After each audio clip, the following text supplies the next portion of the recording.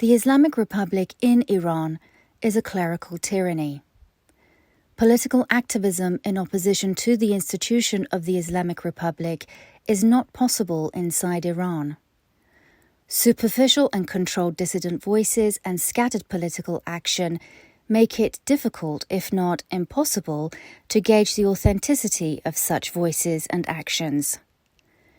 Thinkers and activists who dare to cross the red lines of the regime are silenced, jailed, or physically eliminated. A case in point is the reaction of this repressive government to a political statement issued by 14 activists who criticized the government on its inability to address economic, civil, and political demands of many Iranians. This group of 14 called for the resignation of the supreme leader, Sayyid Ali Khamenei, and transition of power from the Islamic Republic to a new democratically elected government. All 14 signatories to the statements were arrested or harassed, some violently, by the authorities. Some received heavy sentences for simply protesting institutional corruption, ineptitude, and political oppression. Transparency International ranks the Islamic Republic as one of the most corrupt governments in the world. The Islamic Republic is nearly bankrupt and on a trajectory of financial collapse. It is important to be prepared for the eventual fall of this regime. Today, opposition to this regime is not organized. A path for achieving change has not been established. There is a constant cry for change, but no plans for change, no seriously organized political parties, and no candidates to present plans to the people of Iran or to the international community. Islamic Republic's government reaction to dissent. In the Islamic Republic, if you protest, you go to jail. Muhammad Nurizad sentenced to 15 years imprisonment. Abbas Vahedian Shahrudi arrested, assaulted, imprisoned. Kamal Jafari Yazdi arrested, sentenced to 13 years in prison.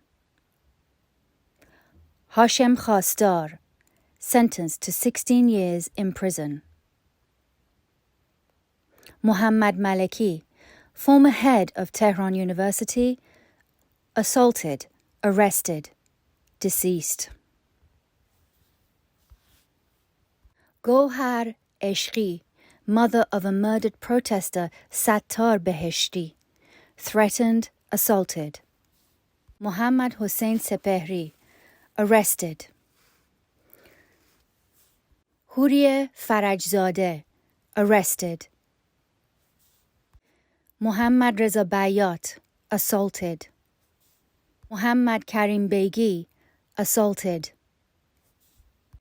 Javad Muhammadi, arrested. Muhammad Mahdavi Far, arrested, 9 years imprisonment. Reza Mehregan, arrested, 6 years of imprisonment. Their supporters. Fatemeh Sepehri, arrested, sentenced to 6 years imprisonment. Shahla Jahanbin, Giti Purfazel, Shahla Entisari, arrested, 27 months imprisonment. Zahra Jamali, arrested, assaulted. Narges Mansouri, 6 years imprisonment. 43 years of Islamic Republic rule, institutionalized corruption, and the reaction from the opposition inside and abroad can be summarized like this. In 1979, an 80-year-old cleric led a revolution ending the 2,500-year-old monarchy in Iran. 8 years of war with Iraq took the lives of 1 million people on both sides. The war was led by Rafsanjani, a cleric. In 1982, Iranian regular army forces and special forces pushed back Iraqi forces. By all practical means, this could have been the end of the war with what is referred to as Fathul Mubin operation in 1982. Iran could have declared victory and ended the war, but it did not. Instead, it continued the war for 6 more years. Finally, in 1988, the war ended. Young warriors had fought for preserving the territorial integrity of Iran, coupled with and powered by their religious belief in martyrdom. The cycle of corruption began when Rafsanjani declared Khamenei as supreme leader and the heir to Khomeini, the founder of Islamic Republic. Khamenei was not qualified as a religious leader. Lacking legitimacy, he owed his power to Rafsanjani. Rafsanjani himself owed his own prize to the IRGC, which became the protector of the Islamic Republic. The legitimacy crisis advanced at a steady pace. As Khamenei bribed Rafsanjani, Rafsanjani bribed IRGC, and the corrupt IRGC commanders took their raid on national wealth. Religious foundations began to devour natural resources. Consecutive corrupt governments were formed. The founder of Islamic Republic, Ayatollah Khomeini, provided the foundation for corruption, while the most corrupt government in the Islamic Republic was led by the so-called reformist, Mohammad Khatami. Khomeini was an uneducated cleric whose worldview was limited to his clerical studies. He was a dangerous man, but not a thief. The cycle of corruption began when Rafsanjani elevated an illegitimate leader, Khamenei.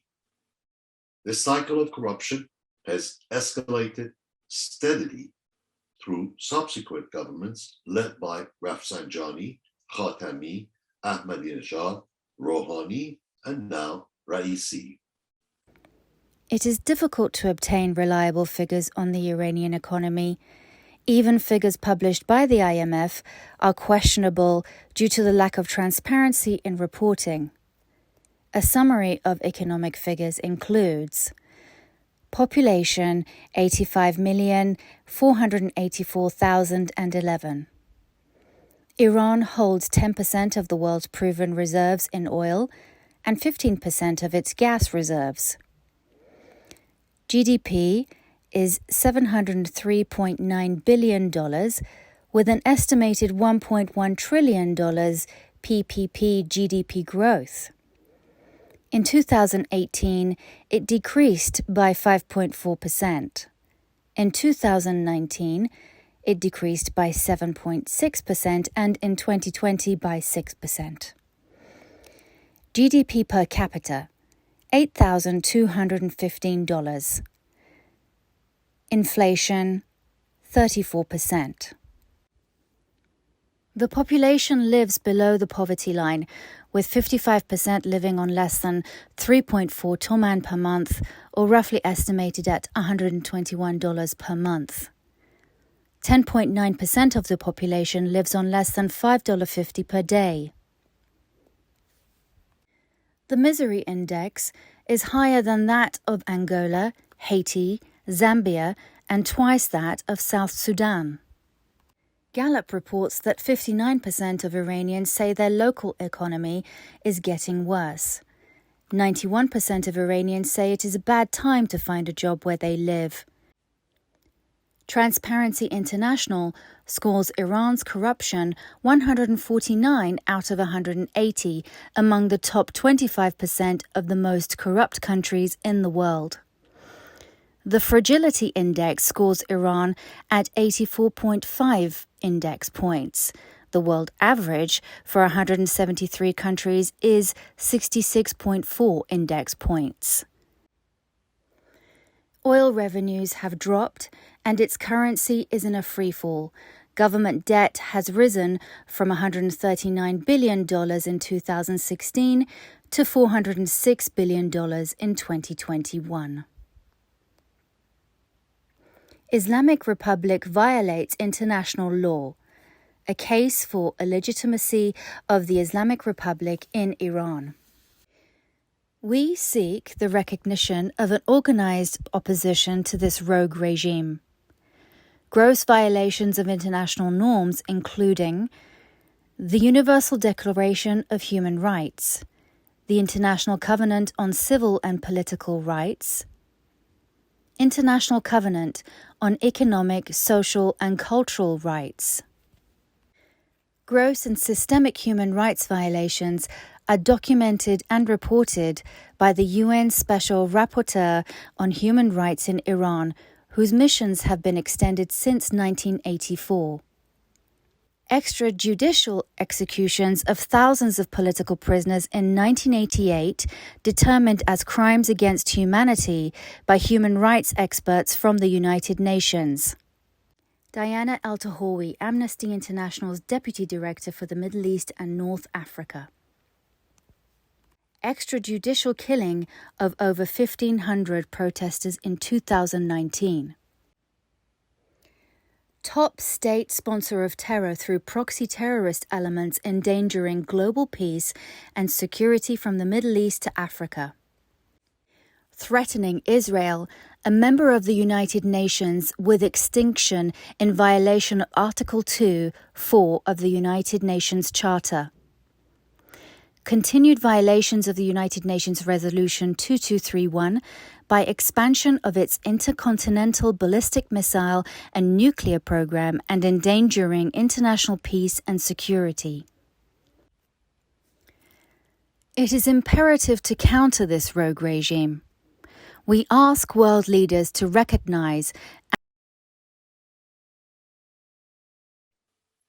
the necessity of transition to a secular democratic government in Iran. Islamic Republic in Iran is not reformable. The most formidable obstacle to formation of real democracy and the holding of free and fair elections in Iran are the principles of absolute rule by religious leaders, dominance in politics, government and society, and Sharia-based law. Under the current religious and constitutional structure of the Islamic Republic, true democratic reform is impossible. Fundamental reforms must be carried out under an established and peaceful system of government through drafting a new constitution. However, this path is not possible under the current constitution, Article 12, which provides Article 12 of the Islamic Republic in Iran provides that the official religion of Iran is Islam and the Twelver Jafari school, and that this principle is eternally immutable. In addition, according to Article 177 of the Islamic Republic Constitution, the holy principle of the imamate of Ummah is the basis for all rules, regulations, and objectives of Islamic Republic of Iran, and that these are unalterable. Let's take a look at the opposition to the Islamic Republic. True opposition in Iran is suppressed. The people are not permitted to voice their dissent. Superficial opposition in the form of so-called reformists have no real power. All power is consolidated by so-called fundamentalists. All three branches of government are led by hardliners close to supreme leader. Policies are clearly influenced by Russia and China. JCPOA negotiations are complicated and do not offer solutions for mitigating the threats Islamic Republic pose for the world's international security and freedom-seeking Iranians. Some Iranian activists have described the path forward to a free, secular, democratic Iran in three phases: before the fall of the Islamic Republic, moving to a period of transition to a new government in a free, secular, and democratic Iran. And finally, what happens after the fall of the Islamic Republic, which includes the process of forming a constituent assembly, preparing a draft for a new constitution, and drafting a referendum on the form of the new government. The fallacy of categorizing stages of change into before, transition, and after the fall of the tyrannical regime can be summed up into the following. The regime will not fall on its own. Such theory ignores the causality of change. What actions can be taken to facilitate and expedite change? It also assumes that freedom-seeking people of Iran must wait for the fall of the regime to hold the so-called Constituent Assembly or Majlis-e Muassasan, or Founders' Parliament, which is encoded into the law previous to the Islamic Republic. It also suggests that they must wait to prepare a draft of a new constitution and put such draft through a referendum to ascertain the will of the people on the new form of the government based on a new constitution. So the question is, why can't all this be done in order to help facilitate or even expedite the change? Now and outside of Iran, with the cooperation of political activists inside Iran. Why can't this be expedited? This thinking is framed in the operating requirements of the agricultural age or the industrial age. We are in the information age. Instead of assuming that the regime will fall on its own, freedom-seeking people of Iran can form a constituent assembly or a Majlis-e Muassasan and prepare a draft of the new free Iran constitution now and outside of Iran, with full participation of those who have rejected and renounced the entirety of the institution of the Islamic Republic. The Islamic Republic is a tyranny. Political activism inside Iran is not safe. Many pundits, no political leaders, no organized entities, no plans, no candidates, no open competition for ideas. Solution: externalize the risk of political activism through an obfuscated proxy representative system abroad. The goal and the roadmap to change. Political parties are formed. 3 different charters with a single shared principle: equality for all under the law. Big government controls all production, guarantees economic equality and equality for all under the law. Small government delivers a national security, healthcare, education, and independent judiciary and equality for all under the law. Small government delivers national security, healthcare, education, industry, judiciary, independent armed forces, and equality for all under the law. Unity through competition. Unifying principles. Shared principles. What percentage of the population votes for equality and other shared principles? So if we look at the balance of the power of knowledge amongst the contestants and voters, we see that the part belonging to the contestants, meaning the political knowledge and knowledge power of the contestants, is heavier than the voters. Political parties publish their charters, they train their candidates, they publicize their platform, they hold inter-party elections, All candidates operate under the same rules to gather support and compete for votes by party members. Parties subject themselves to public debates and a scrutiny by the public. Now, the question is, who will check the veracity and feasibility of their claims? The contestants claim they have the capability to change things. How would the voters assess their claims? Without independent organizations who are not a part of power competition and in an independent media, the potential for knowledge equality is next to nil. Uninformed voters will buy any claims by the contestants. So it is up to independent entities to push up the voters' knowledge, to democratize the scale and bring checks and balances to the political arena. Free and fair media spreads the word. NGOs, independent entities that do not compete for power, and free and fair media elevate voters' knowledge to balance the knowledge disparity between contestants and voters. A free and fair political environment needs competent and experienced political candidates on the one side, an informed public on the other side. Independent entities like Institute for Voices of Liberty help the public scrutinize the candidates' claims. Free and fair media spreads the word.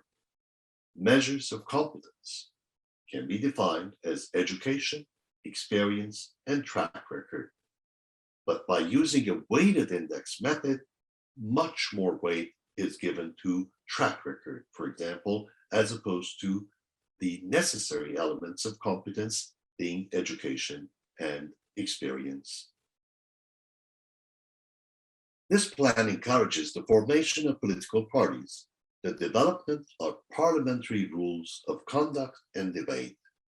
Independent, non-governmental organizations such as Institute for Voices of Liberty encourage the formation of political parties, educate and assist in the formation and organizational process, help qualifying political parties, establishing standard operating procedures, developing parliamentary rules of conduct and debate, helping to organize public debates, question contestants' capacity to deliver on their claims on behalf of the freedom-seeking people of Iran while not participating in the power competition themselves. These NGOs will not participate in the power competition. They do not favor one party or one candidate at any time over the others. NGOs will scrutinize the independence of media.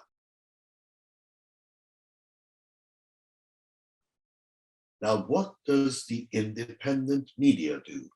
Independent media provides checks and balances on political parties, informs the public on candidates' political background and qualifications, scrutinizes the neutrality of independent entities, such as NGOs, scrutinize other independent media fairness and neutrality, maintain neutrality themselves, that is the media, providing public with a specific, unbiased assessment of all components of the political system. Media does not itself participate in power competition. It also does not favor one party or one candidate over others, and it scrutinizes the neutrality of independent entities such as NGOs. Over the past 43 years, many groups and individuals have consistently and admirably fought the tyrannical regime in Iran. They have held the torch of hope and struggle high. History will remember the courageous souls who have been fighting the good fight with respect. Now is the time to take the lessons learned and the gains of the struggle into measurable results. freedom-seeking people of Iran wish to take the next concrete steps. First, they wish to form political parties, advocate for and promote the voices of leaders inside and outside of Iran who compete for popular support through specific plans and programs.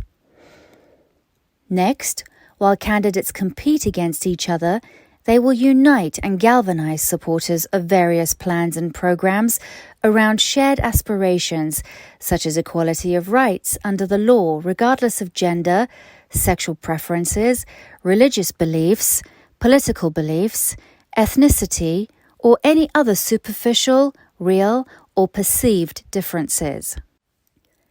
Next, representatives of various political parties representing popular voices who reject the entirety of the Islamic Republic form a Free Iran Council with popular support from Iranians inside and outside of Iran.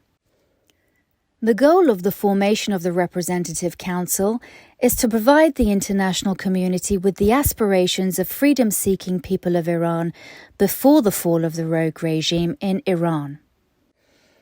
This council will answer one important question. What happens after the Islamic Republic of Iran, before the fall of the regime? Following the casualties principle, this entity will ask leaders of the free world to recognize it as a representative voice of the Iranian people, who reject the entirety of this rogue regime. Why now? Should we not wait for the fall of the Islamic Republic and then form the Founders' Parliament to prepare a draft of the new constitution for the public to vote on in a free and fair election? A possible answer: Iran has had 4 Founders' Parliaments. They were all formed in the Industrial Age. We are now in the Information Age. All affairs reserved to take place in the public arena can now take place in the digital public arena. The deadly COVID virus has taught the world that most, if not all, private and public affairs that do not require physical contact can be conducted remotely. Even the United Nations has conducted its most sensitive meetings of the Security Council over the Internet. There is no reason the same standards cannot be applied to the concept of the formation of new Founders' Parliament, preparing the draft of a free Iran constitution, and conducting a referendum digitally. Every Iranian citizen now carries a national identity card with a unique number. Conducting such a referendum digitally is not an unsurmountable challenge. A better question: do the people of Iran need a Founders' Parliament to decide what is best for them in defining their inalienable rights? After 43 years of oppression, do they really need a group of greybeard elders to describe to them what they should want? They have said no to the Islamic Republic. Should we not consider going directly to the people with 10 key questions and ask them not to answer merely with yes or no, but with a short description of their sentiments on the question?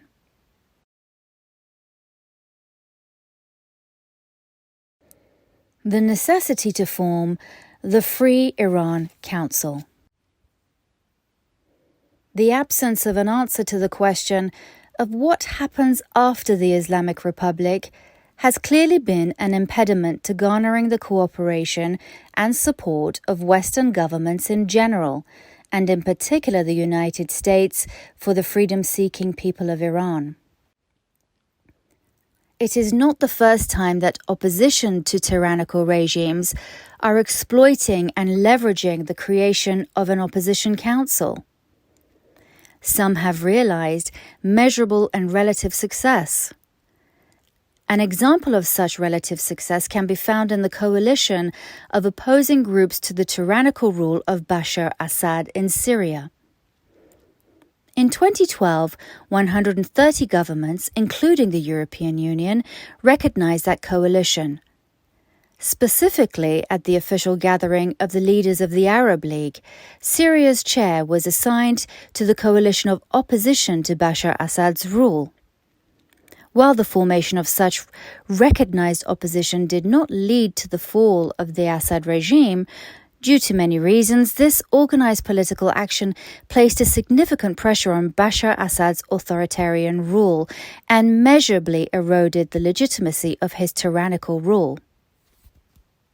It is not merely wishful thinking to capitalize on the experiences of other freedom-seeking people and learn from their successes and failures that the true aspirations of freedom-seeking people of Iran can be realized through this process.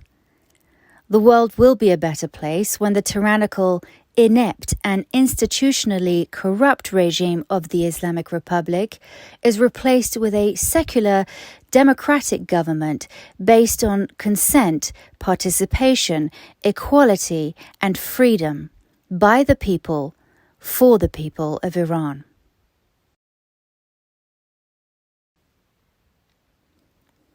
Shared principles for a free Iran. Describe your sentiment to the following questions in 200 or fewer characters. 1. Should all Iranians be equal under the law? Example, without distinction of any kind, such as gender, sexual orientation, ethnicity, religion, language, political or other opinion, social origin or other status. 2. Should Iran have an official religion, and should religion and state be separated? 3. Should the Iranian constitution guarantee the right to free and fair elections which represent the will of the people? 4. Should all Iranians be considered innocent until proven guilty under the law representing the will of the people through their elected representatives, subject to fair and free elections? 5. Should all Iranians be guaranteed fundamental rights, such as the rights of conscience and personal privacy, freedom of speech, and the press necessary for the existence of a democratic government? 6. Should Iranians have the right to peaceably assemble for the redress of their grievances and other purposes without fear of government interference? 7. Should Iranians have the right to freely form and join political parties? 8. Should Iran have independent and co-equal branches of government, such as legislative, executive, and judiciary? 9. Should Iran have an independent military to solely protect the territorial integrity of the country and the rights and freedom of Iranian people, and not the service of protecting the government? 10. Should Iran's foreign policy be determined on peaceful relations with all nations based on Iran's national interests? A republic or a constitutional monarchy form of government?